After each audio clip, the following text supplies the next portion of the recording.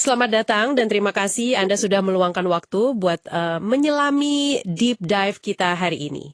Ya, senang bisa bahas topik ini. Oke, mari kita bedah ini. Hari ini kita punya sebuah laporan analisis medis yang sangat membuka mata ya mengenai aplikasi Ayo Donor dari PMI. Betul, dan misi kita di sini tuh memahami satu ironi besar yang terjadi di lapangan. Transisi dari formulir kertas kuno ke aplikasi digital ini emang praktis banget. Tapi ternyata malah menciptakan celah bahaya buat keselamatan medis. Karena bayangkan aja, Anda kan nggak perlu lagi ngantri berjam-jam secara fisik di lokasi ya. Tinggal unduh aplikasinya, ketik profil pribadi, dan selesai. Tapi ada satu kelemahan fatal di balik kemudahan teknologi ini, yaitu sistem pelaporan mandiri atau self-reporting. Nah, yang menakjubkan di sini adalah aplikasi Ayo Donor itu ternyata beroperasi kayak wadah kosong yang nerima begitu aja angka apapun yang Anda ketik di layar. Jadi kalau pengguna mendaftar, sistemnya nggak terhubung sama sekali dengan API ke sistem verifikasi resmi manapun. Wah, kita semua kan mungkin pernah ya memalsukan umur di internet pas masih remaja biar bisa bikin akun medsos. Tapi kalau memanipulasi data di aplikasi medis, itu dampaknya sama sekali beda kan? Sangat beda. Misalnya gini. Kalau ada anak umur 15 tahun, sengaja malsuin tahun lahirnya, biar terbaca usia 19 tahun, aplikasinya bakal nerima tanpa peringatan. Nggak diblokir sama sekali? Enggak, sistem langsung daftarin dia sebagai subjek donor yang valid. Disinilah bagian yang sangat menarik. Anda mungkin pernah mikir, kenapa sih aturan batas minimal usia donor darah itu sangat kaku di 17 tahun? Iya, mungkin ada yang ngira itu cuma urusan KTP atau legalitas kan? Betul. Padahal bukan. Secara biologis, sistem kardiovaskular remaja di bawah 17 tahun itu ibarat mesin yang masih terlalu responsif. Mereka sangat rentan sama yang namanya reaksi vasovagal. Maksudnya pas darah mereka diambil nih? Ya, pas darah diambil sebanyak satu kantong standar, ruang jantung kan mendadak kurang volume darah tuh. Ini memicu jantung buat berkontraksi secara berlebihan, atau hypercontractility. Jadi pada dasarnya jantung mereka ngerespons dengan overkoreksi, bukannya menstabilkan diri tapi malah bereaksi terlalu ekstrim, betul. Overkoreksi inilah yang memicu refleks bisul jaris. Otak secara keliru mikir kalau tubuh lagi kena hipertensi yang sangat ekstrim. Oh, alarm palsu dari otak. Tepat sekali. Sebagai respons terhadap alarm itu, otak langsung narik tuas rem darurat dan memerintahin tubuh buat nurunin tekanan darah secara drastis seketika. Astaga, tunggu. Jadi pas tekanan darahnya turun tiba-tiba, apa yang terjadi sama remaja ini waktu dia bangun dari kursi donor? Mereka mengalami sinkop atau pingsan di tempat. Bayangkan risiko cederanya. Remaja bisa kolaps tiba-tiba dan kepalanya terbentur keras di lantai rumah sakit. Itu fatal banget. Dan masalahnya, ini bukan cuma risiko kecil. Data dari studi prospektif di jurnal JAMA nunjukin tingkat komplikasi remaja usia 16-17 tahun itu mencapai 10,7%. Gila, hampir 11% dari total pendonor di usia itu. Ya, angkanya hampir 4 kali lipat lebih tinggi dibanding komplikasi pada orang dewasa. Di ranah donor darah, usia muda itu prediktor bahaya paling signifikan. Oke, jadi pelaporan mandiri ini bahaya banget buat anak muda, tapi gimana dengan batas atasnya? Kan maksimal usia donor itu 65 tahun. Padahal banyak mitos beredar di masyarakat kalau lansia rutin donor itu bisa membersihkan lemak darahnya. Nah, itu tuh cuma ilusi dari fenomena healthy donor effect. Mereka kelihatan sehat, karena emang dari awal cuma kelompok lansia yang benar-benar sehat yang dibolehin donor. Oh, jadi bukan karena donornya yang bersihin lemak? Bukan. Kenyataannya, pembuluh darah lansia itu secara alami udah mengalami kekakuan. Berarti kalau mereka maksa donor dan tiba-tiba kehilangan volume darah? Suplai oksigennya langsung drop drastis. Jantung dipaksa kerja jauh di atas kemampuannya. Berbohong umur di usia lansia bisa langsung memicu serangan jantung atau shock kardiogenik di kursi donor. Gagal pompa darah gitu ya? Betul.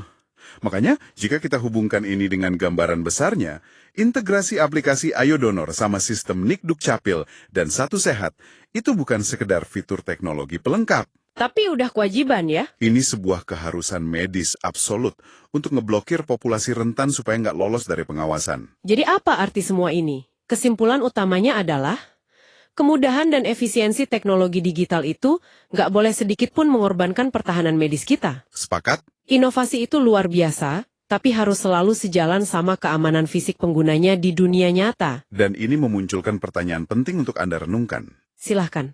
Jika manipulasi satu kolom simpel kayak tanggal lahir di aplikasi aja bisa memicu seseorang kolaps secara fatal, seberapa besar bahaya tersembunyi dari aplikasi kesehatan lain di genggaman Anda saat ini? Aplikasi yang beroperasi murni cuma ngandalin kejujuran ketikan jari Anda. Halo, selamat datang di Deep Dive kita kali ini.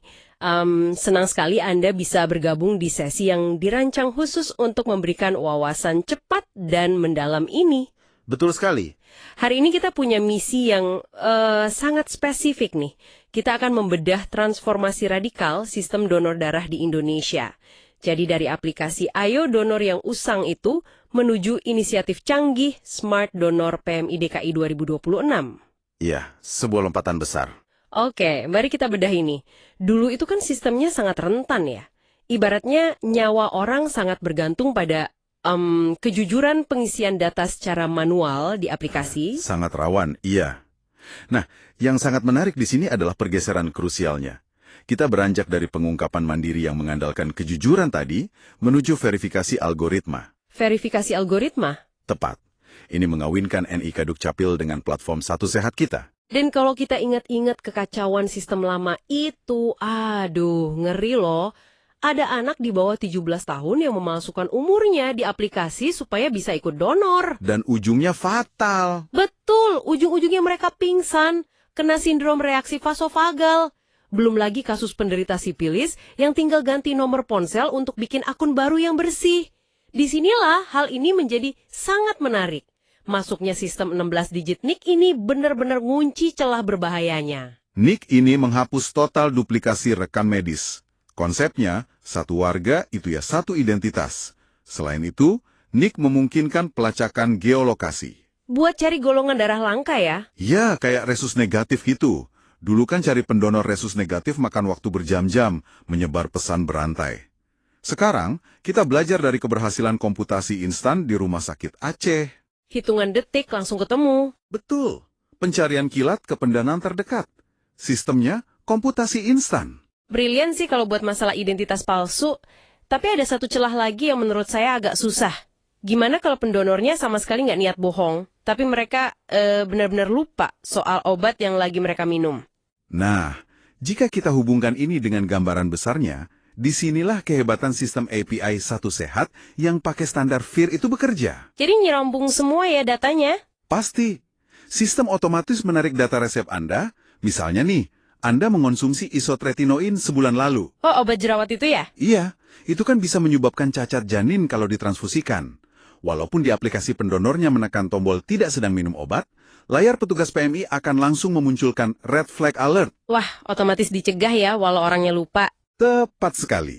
Sistem ini juga melacak fluktuasi hemoglobin pendonor untuk mencegah mereka kena anemia setelah donor. Keren banget. Jadi, apa arti dari semua ini buat Anda para pahlawan donor yang lagi dengerin kita? Pasti ada apresiasinya kan? Tentu, karena data yang masuk dari NIK dan Satu Sehat ini dijamin bersih, pemerintah jadi bisa ngasih insentif tanpa takut dieksploitasi. Apresiasinya non-moneter, tapi sangat berguna. Kayak prioritas antrian kelurahan itu dah. Betul. Atau diskon cek kimia klinis lewat inisiatif aplikasi Riblat. Jadi ini benar-benar jatuh ke pahlawan donor sungguhan, bukan ke oknum yang cuma malsuin data demi imbalan. Sepakat? Luar biasa. Kalau kita tarik kesimpulannya nih, dari semua sumber kita, transformasi ini bukan sekedar perbaikan administrasi biasa loh. Ini adalah pertahanan mutlak untuk keselamatan biologis pendonor dan penerima darah. Dan ini memunculkan pertanyaan penting untuk ditinggalkan kepada Anda.